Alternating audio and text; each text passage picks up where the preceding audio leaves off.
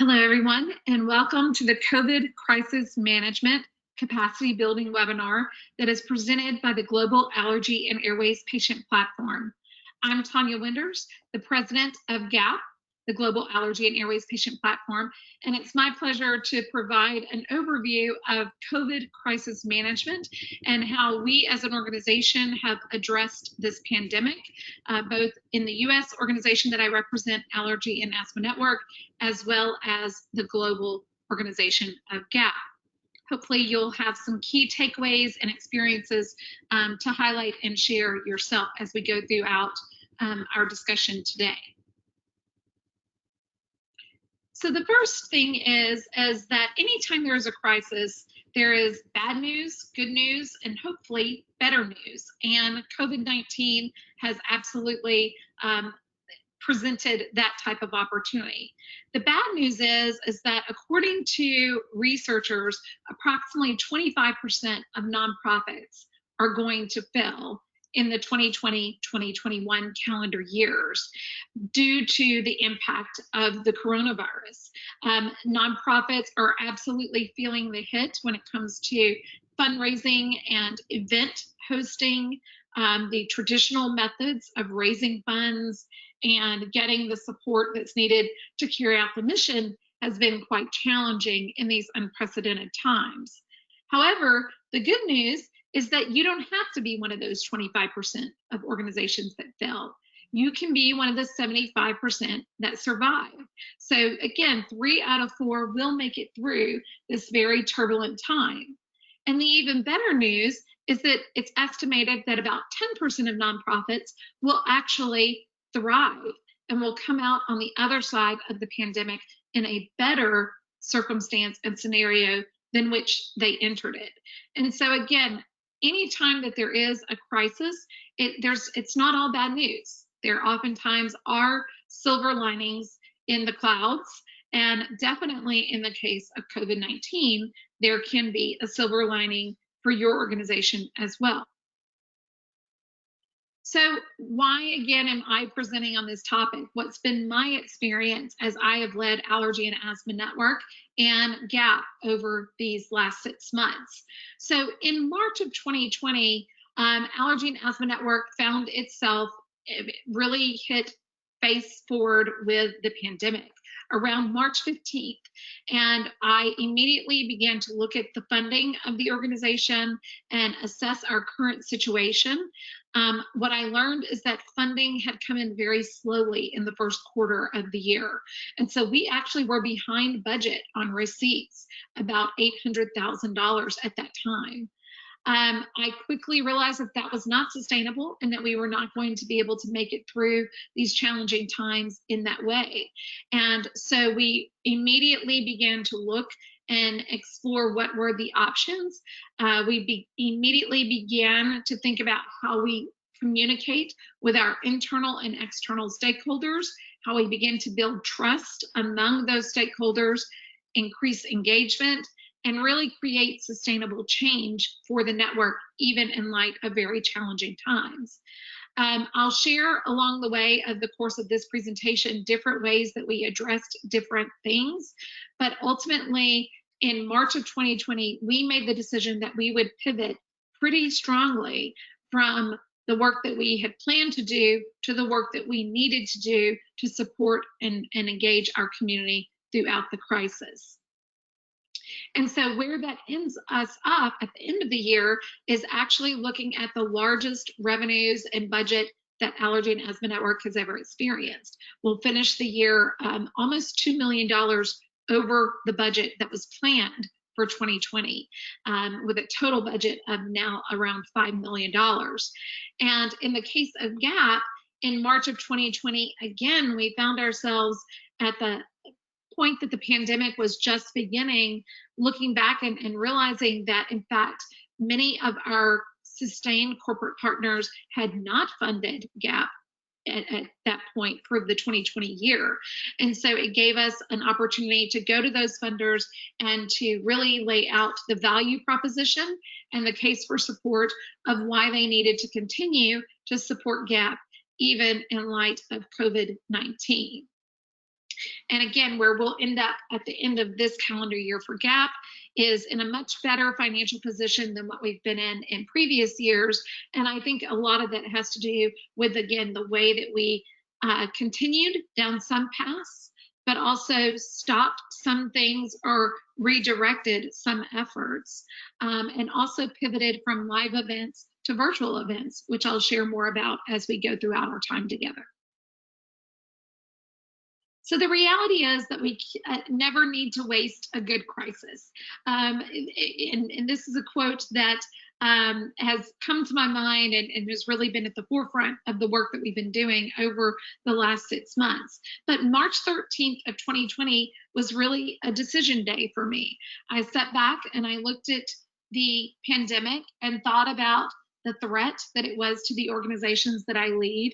I had a choice. I could either view it solely as a threat and choose to panic or freeze or stick my head in the sand and act like it wasn't happening.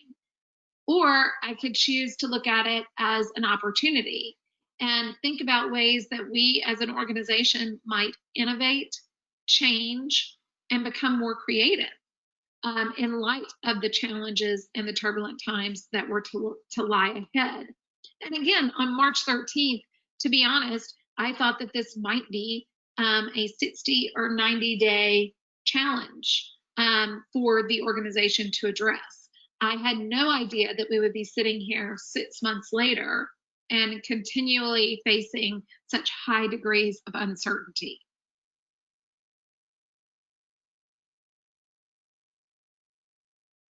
So as I mentioned, it's the good news and the bad news. The good news is that you can be one of the 75% who survive, and even perhaps one of the 10% of organizations that thrive in this time. The bad news is it's going to take a lot of work. It has taken a lot of work over the last 6 months, and it's going to continue to take a lot of work. So how do we assess how we're doing in regard to crisis management? Well, there are actually 6 different functions or areas that we need to evaluate when we're in the midst of a crisis. And we're going to review those in the remaining time together today. The first, strategy. So the truth is, again, in this time, we have to stay focused on staying alive. Do we reduce activities? Do we introduce a mix of new programs? Are there new areas of service delivery that we might focus on? How can we continue to keep our organization alive, resilient, and functioning? And I really believe that it was at this point that we began to, as a team, brainstorm all options. Was it that we needed to start, stop, or continue different things? Did we need to revisit our overall mission and vision for the organization? Was there a need to at least modify them in the short term? I mean, think, for example, about our mission. Perhaps it's a matter of that our principal clients or the actual geography that we're focused on or serving has to shift. In the case of the network, one of the key programs that we had was focused on a particular underserved community, a very large city of Atlanta, Georgia, where we knew that we had partners and we had an opportunity to make a significant difference. So we shifted significant resources, substantial resources in this last 6 months of the year to focusing on making a real difference in that one geography, and then looking to roll it out more broadly in the year to come.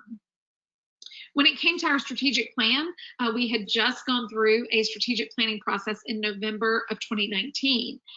We needed to stop and think about how that plan could be tailored or even potentially put on hold. We decided to actually do a 1-year action plan that really has been subject to ongoing revision.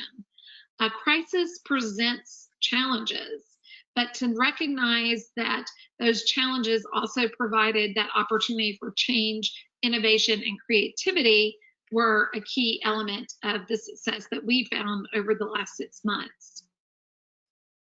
And then once we had that vision of where we wanted to be in 1 year, and we continued to articulate that to the staff, then it also helped me to actually augment my top management team and make them into more of a crisis management team.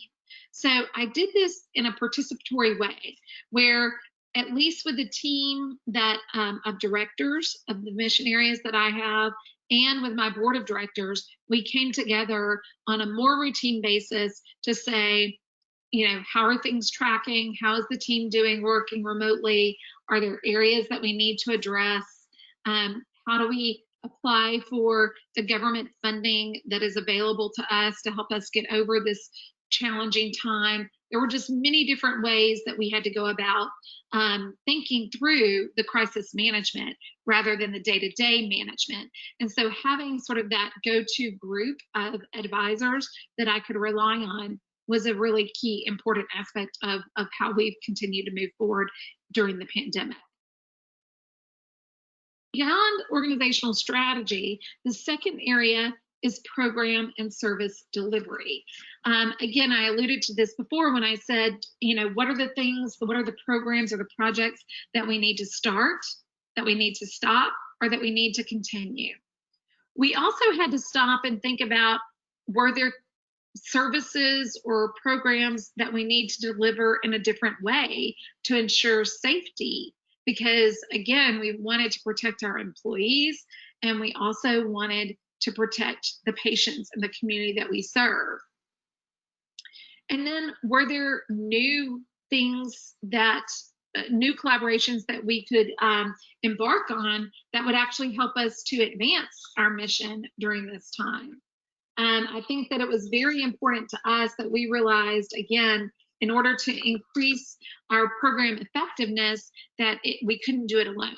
So what were the other nonprofits, government agencies, business sectors that we could actually partner with to advance the mission? And then we had to also think about what were some of the programs that we planned to start, but perhaps it wasn't the best time. Perhaps we needed to stop creating new programs and really go back to the essentials of being effective at engaging and supporting our community in this new environment, in this challenging time. So we had to think about what are the benefits of meeting that unmet need, and also what are the repercussions if we choose not to start that new program or choose not to meet that unmet need. But the bottom line came to, is it essential? If it is foundational, is it essential for us to achieve our mission, then we need to find a way to continue doing it, even in light of the crisis, even in light of the pandemic. And I also want to remind you that this is the time in these programs and services evaluation that really you need to remember, if you don't ask, you won't receive. So we have to ask ourselves these hard questions, and we have to really begin to think outside the box, and also not feel like it's all on us, that we've got a team of people around us, we've got collaborators and other organizations like GAP for you in your in-country organization to turn to get that support and to continue advancing and carrying the mission forward.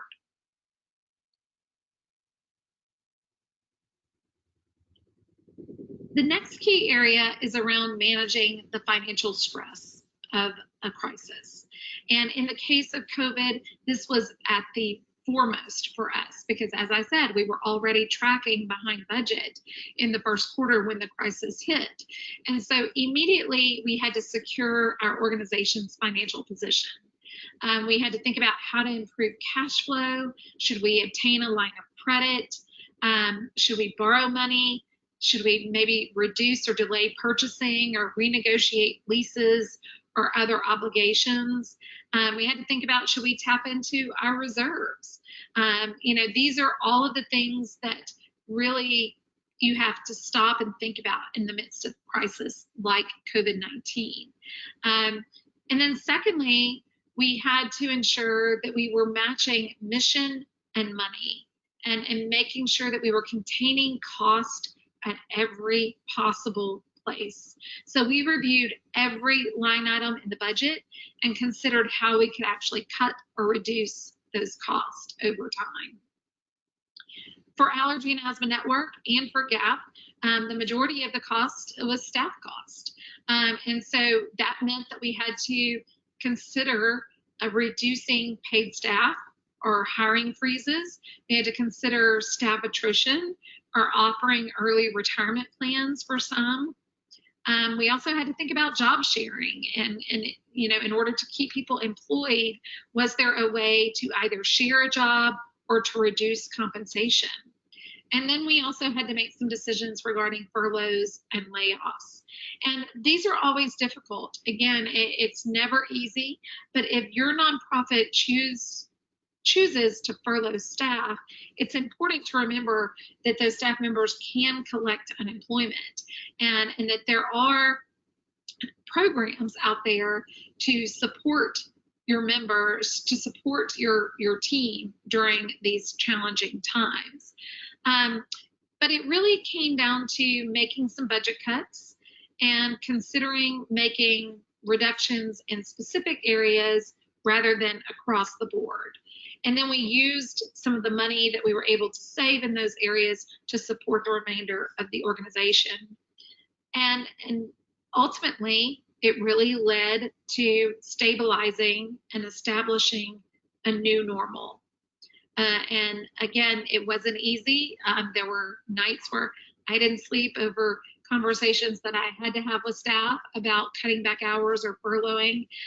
We had rolling furloughs at Allergy and Asthma Network for a couple of months before our government funding came through, and it was challenging. But ultimately, we were able to make that up with most of our employees. And in retrospect, it did provide us an opportunity to establish that new normal without ultimately tapping into the bulk of the reserves that were there for the sustainability of the organization in these tough times. But remember, this is the only global pandemic that has occurred during our lifetime of this scale. And so the likelihood of having this type of interruption into your daily course of business is highly unlikely in the next several decades. And so again, keeping it in perspective and continuing to manage that financial stress was really a key element of how we've continued to grow and not be overwhelmed by the challenges of COVID-19. And then when it comes to raising revenues, I think that you have to begin to go back to your traditional sources, things like your board of directors. Who do they know? How can they help? Who are connections or ways that they could get involved and again fulfill some of the responsibilities and gaps that may exist in the difficult times. But then it also has to be about reaching out to your major donors.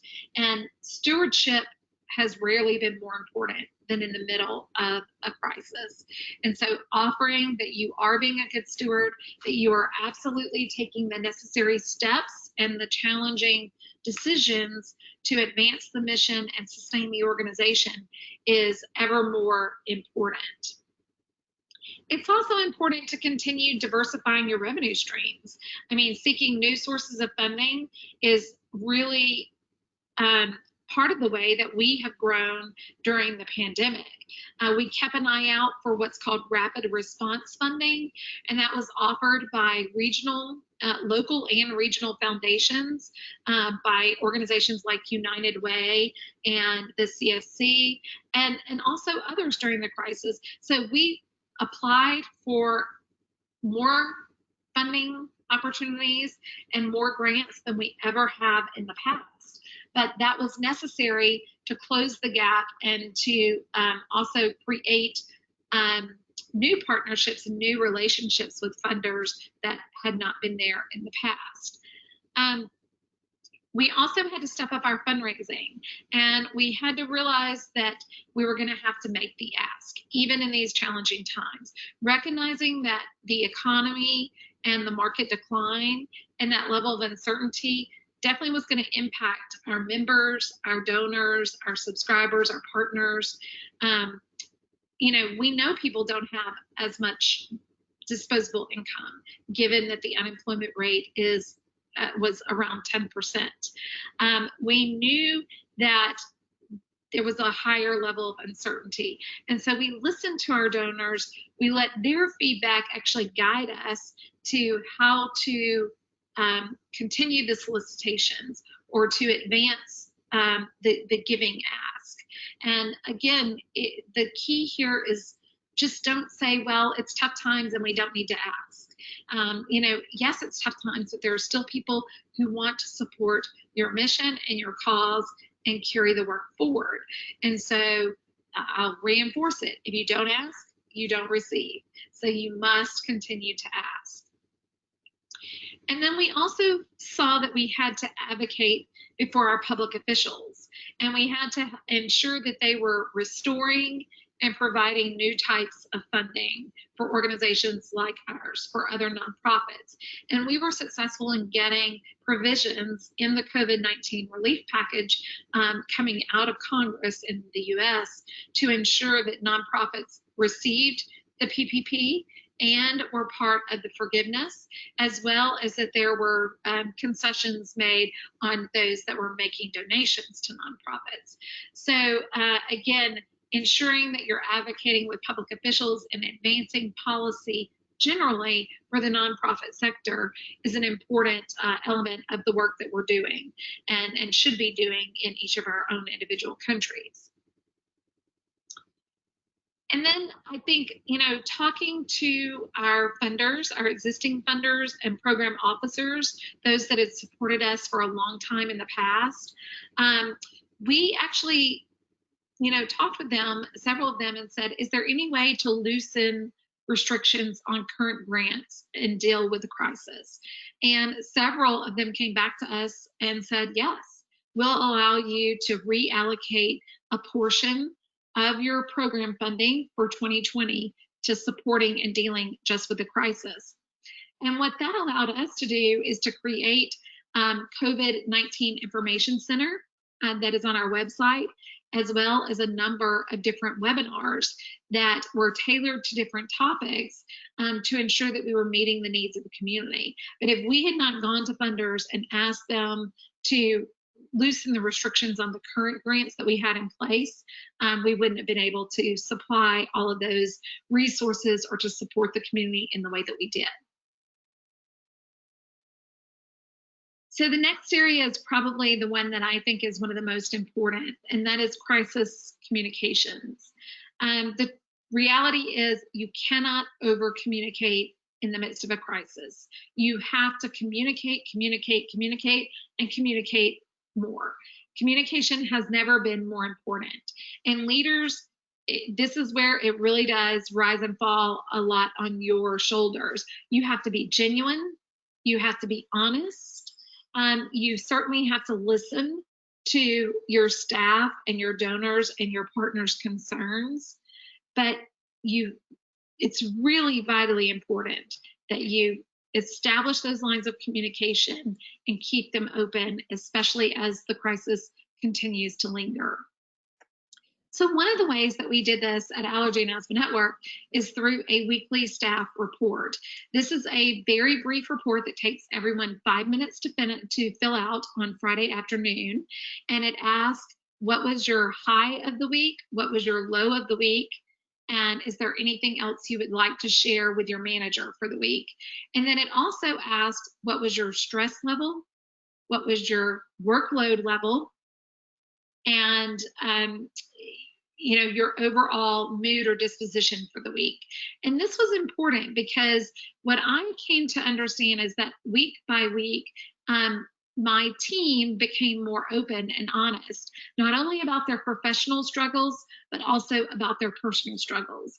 And so we didn't limit it to only work items. It could be both personal and professional. So what was your high of the week? What was your low of the week? What was your, anything you wanted to share with your manager? But then also what was your stress load, your workload, and your overall mood.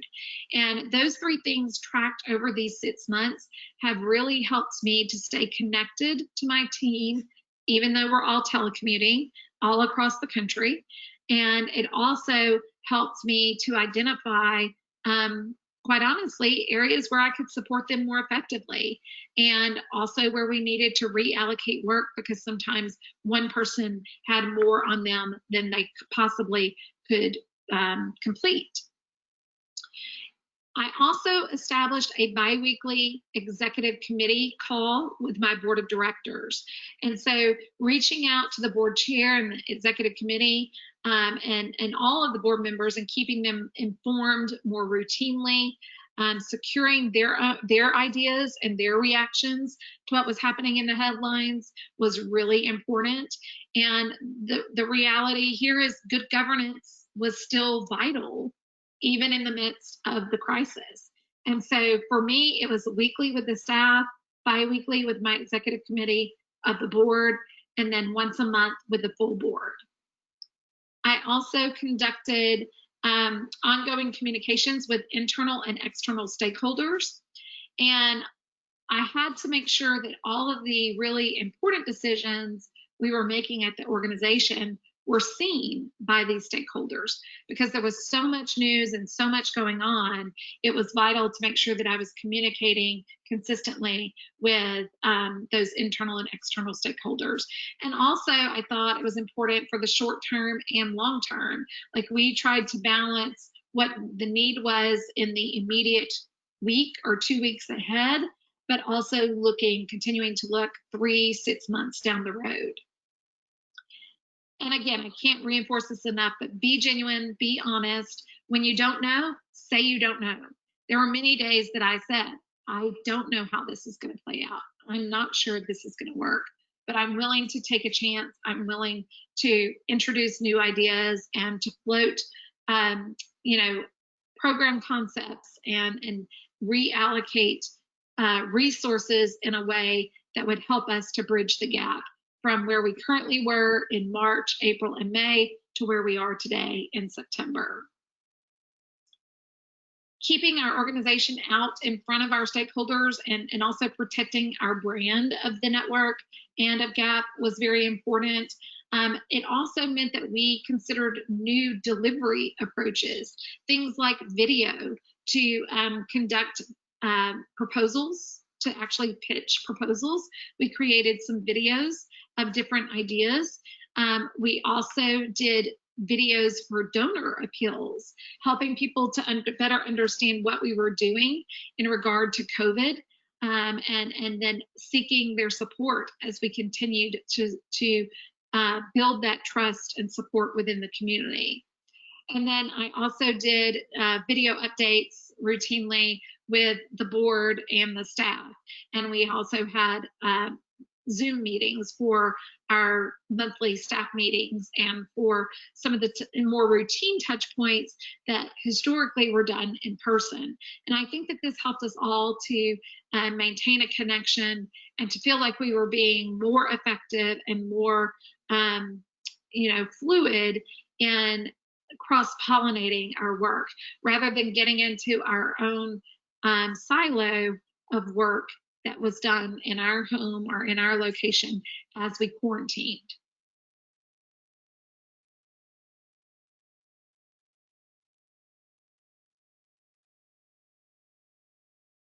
So the sixth area is in managing operations. And I'm not sure about for you all, but for our team, learning to work remotely was a new concept for most of our team. We had to select a technology platform. For us, that was Teams. Microsoft Teams was the platform that we have used most readily, and we used it widely. So that video teleconferencing helped to maintain a sense of community and certainly provided us the opportunity to do virtual meetings. We also have used our GoToWebinar platform for all of our webinars, and we had to upgrade that because we were having so many people on the platform that originally it only supported 1,000 people, and so we then expanded that, and now it supports as many as we need. And we've had upwards of 3,000 or 4,000 people on any given webinar at any given time over the course of the last 6 months. So learning how to run virtual meetings effectively is really key and important. What we saw is that you can't keep people engaged for longer than about an hour and a half without giving a break. And you definitely don't want to sit in an all-day virtual meeting.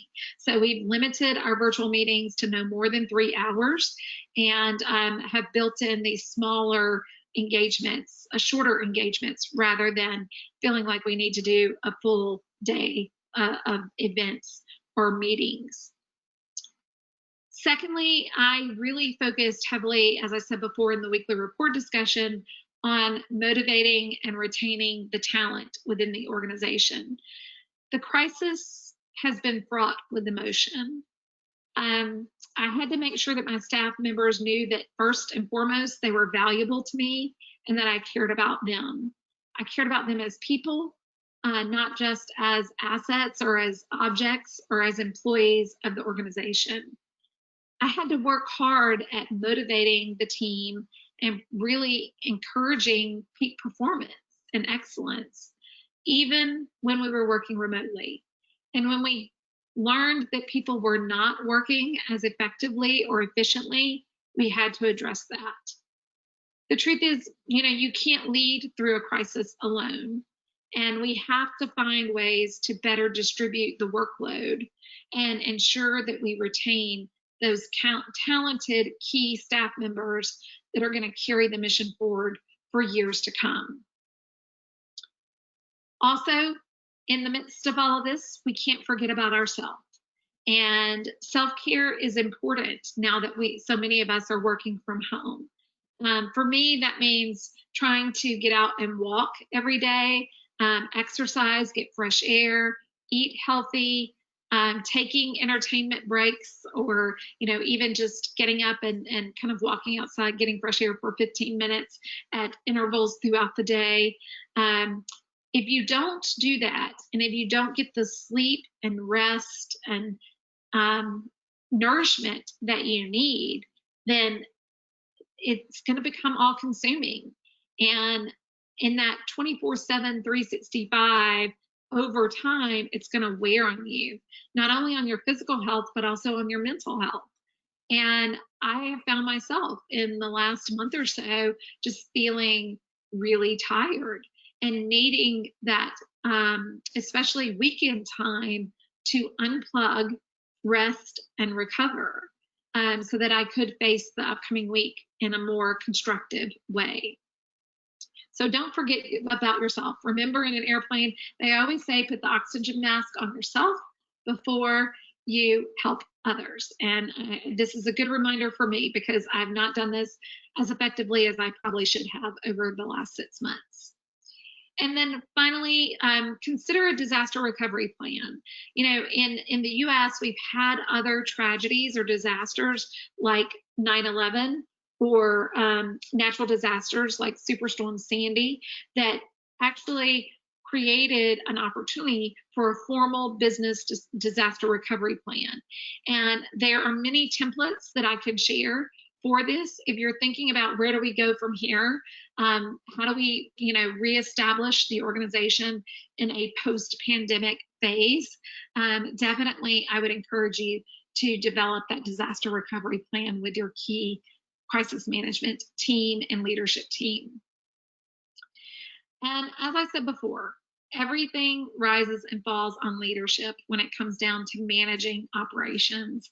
And it's in these challenging times that the best leaders step forth and provide that vision and organizational strategy, refine the program and service delivery, manage the fiscal stress while still raising revenues and making sure that the organization is sustainable.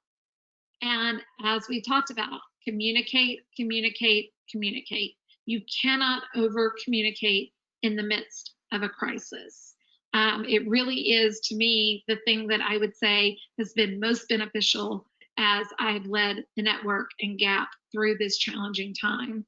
I have weekly one-on-ones with all of my direct reports, where we spend 30 minutes talking about anything the staff member wants to talk about for 10 minutes, anything I want to talk about for 10 minutes, and then aligning on the next week's goals and objectives for the final 10 minutes. And if you devote that 30 minutes to each key team member in your organization, then absolutely you're going to get the return tenfold from that time. So spend the time, really care about your people, listen, ask questions. Don't afraid to challenge the status quo and to veer off of your strategic plan. And again, I think that there's only the reality of the bad news, but that we all will be a part of the good news and the even better news. Never waste a good crisis. And COVID-19 has absolutely thrown us into that crisis management mode. And I hope that through this presentation and through the time that we will spend in Q&A, that I'll be able to answer and address some of your questions, but also provide you a foundation for how to move forward as we turn the corner from the first 6 months of the COVID-19 pandemic into what the future will hold. So I am sure that each of you will be part of that 10% who thrive rather than the 25% who fail in the coming year to 2 years. And again, we here at GAP are here to support you in every way possible, and that's why we're doing this series of webinars. I hope you found it beneficial, and now we'll open up the Q&A time. All right, so again, just a reminder, you can go into the question pane of the control panel to actually enter your questions. Also, we will open up the lines and unmute everyone. So if you wish to ask a question, you can do that at this time as well. A few notes, just trying to make sure I can unmute everyone here. Asking them. Sorry. So a few comments that came in as we were going throughout the presentation that I want to clarify.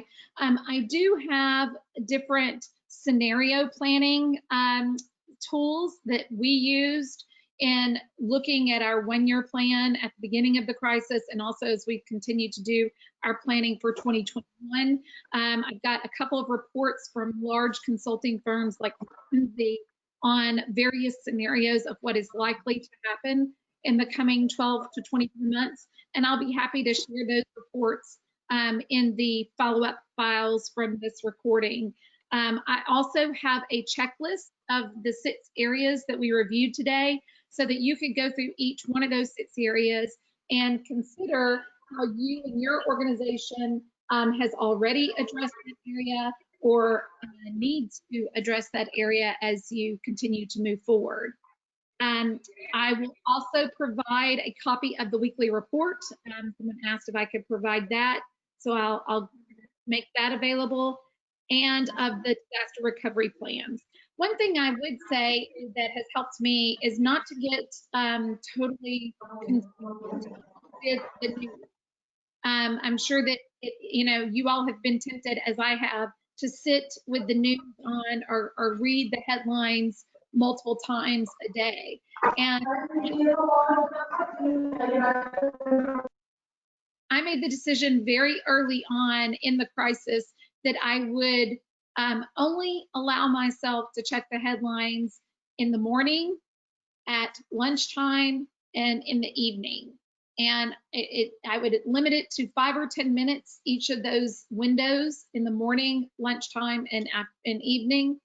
And that kept me from getting distracted by all of those headlines and overwhelmed by the constant barrage of headlines and news that was coming out around the pandemic, and yet also allowed me to stay up to speed on the latest information.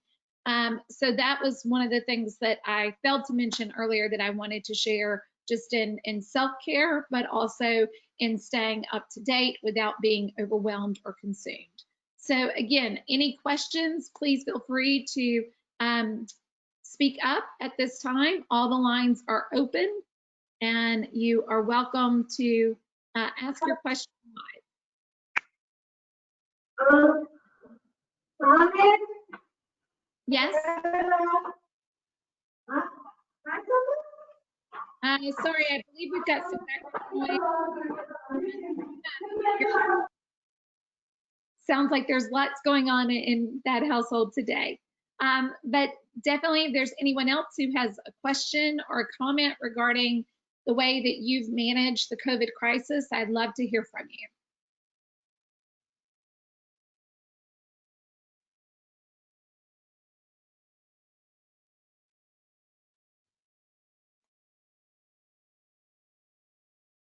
Okay, a really quiet group today.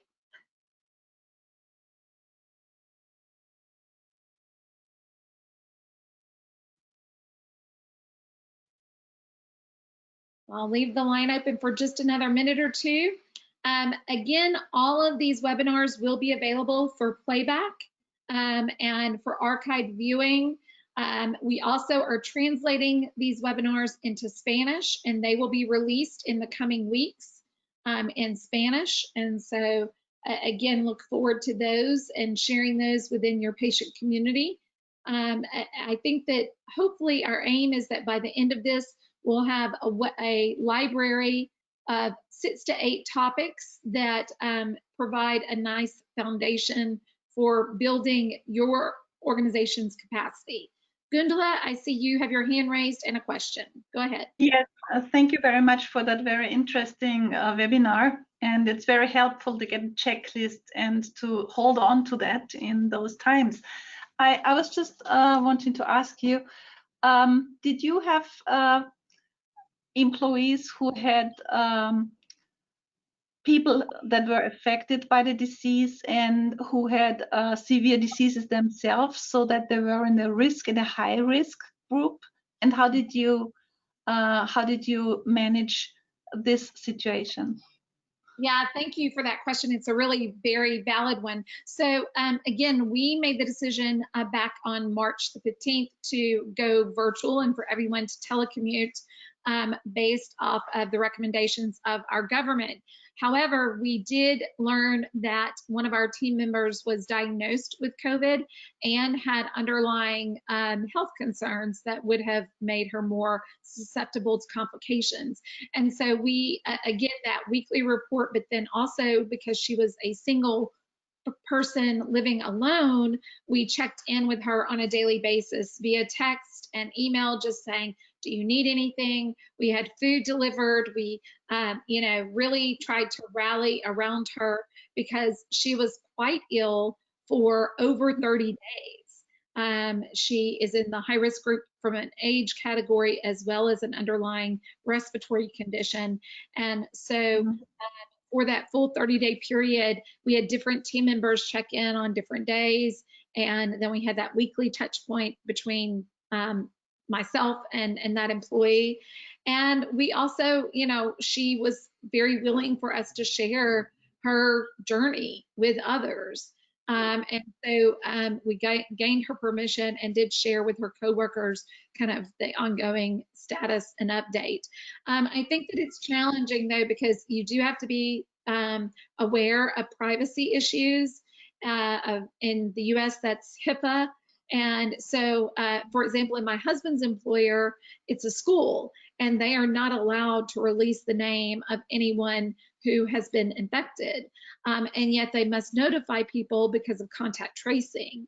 And so it's very tedious to go back and look at who that person had direct contact with in that setting that may be at risk and may need to quarantine, and yet not violate their privacy. And so that was has been a real key issue with many different organizations here as we've navigated these, most recent days. Okay, thank you. Other comments or questions?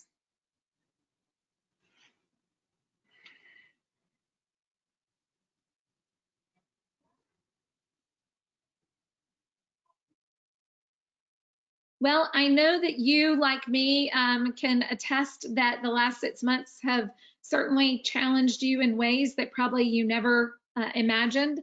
I think that for me, it has certainly strengthened my resolve and my commitment to Allergy and Asthma Network and to GAP. It has strengthened my ability to be present in the moment with my family and cherish the times that we've had in these days of quarantine, but also be more present and have headspace to look forward for organizational planning, for making sure that we're doing the right things at the right time and covering the bases in a way that perhaps, you know, in the busyness and normalcy, quote unquote, normalcy of life pre-COVID, that we didn't always afford ourselves to do. And so I hope that, like I said before, that you've realized the silver linings in the COVID cloud, and that as you look toward the next 6 months, that this webinar and GAP will be a source of encouragement and definitely a support for you as you carry your organization and your missions forward. So again, thank you for your time and participation today. We wish you all well and look forward to seeing you at the Global Respiratory Summit on September 10th, tomorrow at 7 a.m. Eastern Time, US. Thank you and have a great day. Thank you too.